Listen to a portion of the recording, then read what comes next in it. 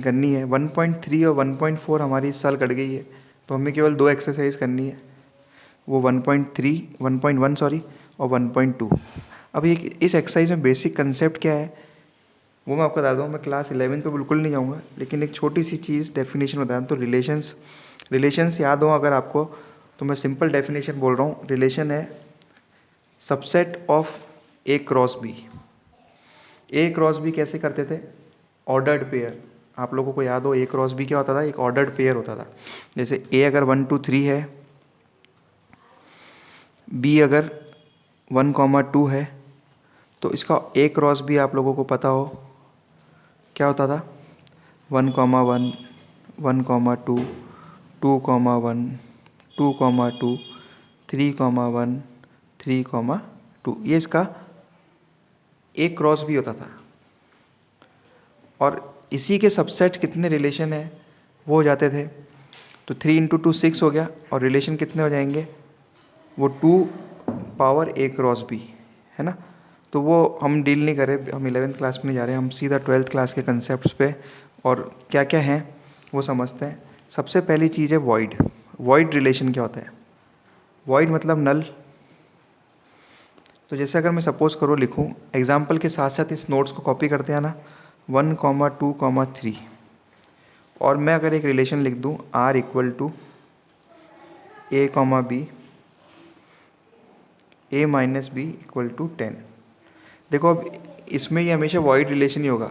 देखो A minus B यहाँ मैं करता हूँ तो कभी भी इक्वल टू 10 नहीं आ सकता। तो ये जो भी रिलेशन हम उसको देखें वॉइड है, नॉट पॉसिबल, है ना। वॉइड रिलेशन इसका कोई सॉल्यूशन ही नहीं है, तो ये वॉइड रिलेशन हो गया। Second, universal relation. Universal relation में क्या है बच्चों? जैसे सपोज यही सेट ले लेते हैं 1 2 3, और मैंने कह दिया R equal to A B where A minus B greater than A minus B less than 10। अब देखो ये पॉसिबल है, जितने भी रिलेशन बनेंगे वो सेटिस्फाई करेगा इसको। चाहे 1 2 करो, 2 3 करो, 3 3 करो, 1 1 करो, तो ये यूनिवर्सल रिलेशन हो गया। Means it is satisfying each and every aspect of this particular. तो ये ऐसे सेट कहलाते हैं यूनिवर्सल। एक्सरसाइज में सारे कंसेप्ट शुरू होंगे यहाँ से, जो 12th क्लास है उसके सारे कंसेप्ट यहाँ से होंगे। अब ध्यान से समझना। आइडेंटिटी। आइडेंटिटी रिलेशन का मतलब होता है खुद का खुद से रिलेशन। जैसे आइडेंटिटी रिलेशन में लिखूँ A इक्वल टू A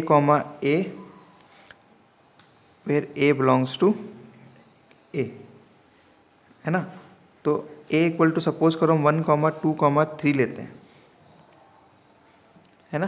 क्या लेते हैं? 1 2 3। तो आइडेंटिटी रिलेशन जो होगा ना, आइडेंटिटी ऑफ A, वो कैसे बनेगा? 1 1 2 2 और 3 3, ये आइडेंटिटी है। अगर मैं बोलूँ इसका क्या सर ये आइडेंटिटी होगा क्या? मैं मना कर दूंगा क्योंकि 3 3 नहीं है। फिर मेरे को बोलेंगे कि सर ये होगा क्या आइडेंटिटी?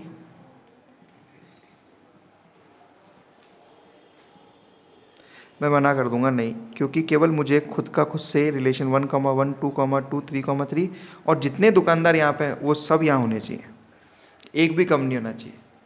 तो ये एग्जाम्पल नोट कर लेना, ये आइडेंटिटी है, राइट। अब अगला है रिफ्लेक्सिव। क्या है? रिफ्लेक्सिव, वो समझते हैं। देखो रिफ्लेक्सिव रिलेशन में क्या होगा? R is reflexive for all A belongs to R for all A belongs to A। अब एग्जाम्पल से समझेंगे वापस, ऐसे समझ में नहीं आएगा। देखो फॉर ऑल मतलब 1 1 2 2 3 3 ये तो होना ही चाहिए। उसके बाद 1 3 यही पॉसिबल है, और 2 1। तो देखो मेरे से अगर पूछें, अभी हमने आइडेंटिटी समझा, आइडेंटिटी है क्या? मैं कहूँगा नहीं। क्यों? क्योंकि ये तो आ रहा है पर उसमें ये नहीं आना चाहिए था एक्स्ट्रा। और रिफ्लेक्सिव में क्या है? वो आइडेंटिटी के सारे तो होने ही चाहिए, उसके अलावा 1,3 2,1 आए तो हमें कोई दिक्कत नहीं है, तो ये रिफ्लेक्सिव है।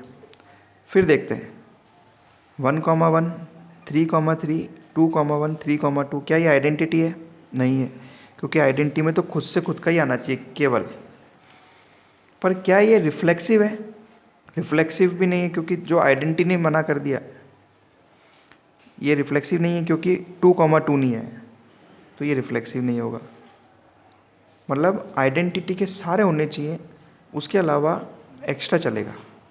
पर 1,1 2,2 3,3 खुद का खुद से तो रिफ्लेक्सिव में भी होना चाहिए। R3 जैसे इसको देखिए 1,1 2,2 3,3, देखो ये आइडेंटिटी है, बिल्कुल है, क्योंकि अलावा कुछ नहीं है। और जो आइडेंटिटी वो रिफ्लेक्सिव तो है ही, तो ये हो गया। तो मैं अगर इन शॉर्ट अगर एक लाइन लिखूं कि सारे आइडेंटिटी वाले रिफ्लेक्सिव हो सकते हैं, पर सारे रिफ्लेक्सिव आइडेंटिटी नहीं होंगे, है ना। All identity are reflexive, but all reflexive are not identity.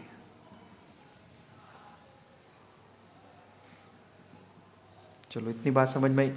अब मैं अगला अगला जो कराऊंगा उसमें भी ये सब वापस आएंगे, तो आप लोगों को 3-4 बार रिवीजन हो जाएगा। अगला हम लेंगे सिमेट्री। देखो अगर आप ये एग्जाम्पल नहीं लिखोगे तो समझ में नहीं आएगा, तो प्लीज़ लिख लेना, मैंने बड़ी मेहनत से ढूंढ के निकाले हैं, इनको कराए।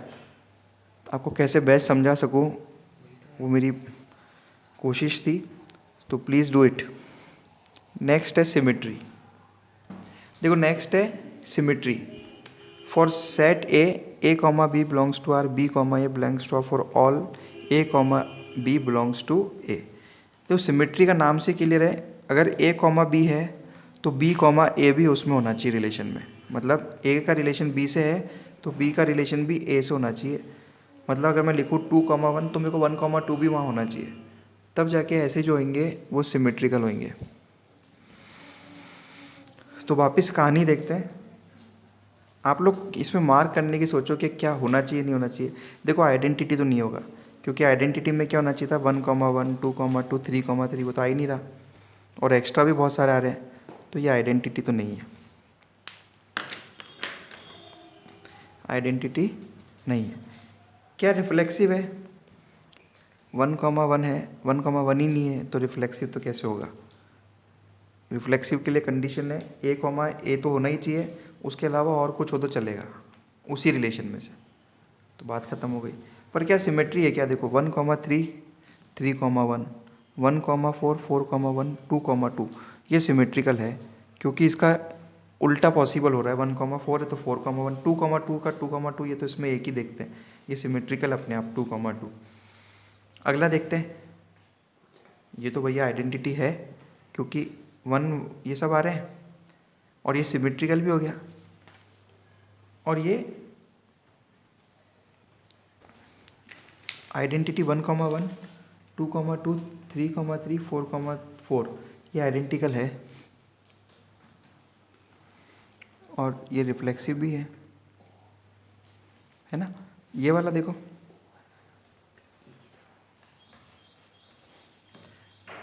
ये देखो रिफ्लेक्सिव आइडेंटिटी तो नहीं है, और रिफ्लेक्सिव भी नहीं क्योंकि 4,4 एब्सेंट है।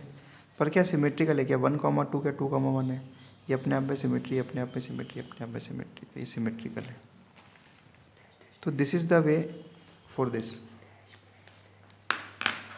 अब लास्ट है ट्रांजिटिव, वो हम नेक्स्ट वीडियो में देखते हैं।